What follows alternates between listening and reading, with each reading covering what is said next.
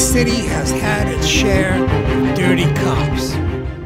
It's the first ever feature film produced by Vancouver Film School, a recent graduating class coming together to create the film Captive and a slew of other short films, which premiered on Monday downtown at a packed private screening at Scotiabank Theatre on Burrard.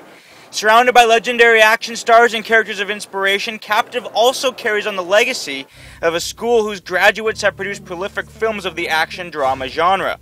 Now, Captive won't be at next year's Oscars, but it's a bold ambition by local talent determined to get the job done. We put together a company to kind of lean towards films of this genre that are high tempo and actionist, but also made on a budget that is much more accessible to people looking to break into the film industry. So it doesn't have to be a $100 million budget, a $200 million budget to create an action movie that everyone can really get into and enjoy. Among those eyes at Monday's screening, a gathering of industry honchos and distributors eager to see Vancouver's creation. Wow. What's your goal for today? My goal for today?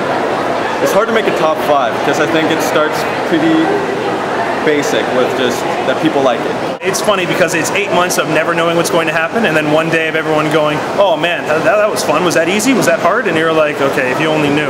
We had like a really limited budget, so our DP even like tried everything that he possibly could in terms of the budget that I gave him, and then like he did an amazing job, so you can see that on screen as well. You know, it takes a lot, and it's every single member of the team bringing all their talents, all their skills, and all their ambition, most importantly, together and making sure that the project is what comes first no matter what.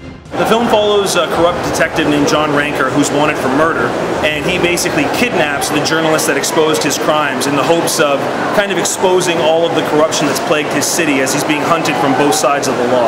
Okay, so I'm a journalist. Is that kind of a negative look on what I do? Or oh, no. Our journalists are portrayed very positively. They're the ones that are always searching for the truth and want to make sure that the public knows what's going on with, you know, the levels of the judiciary system and stuff like that.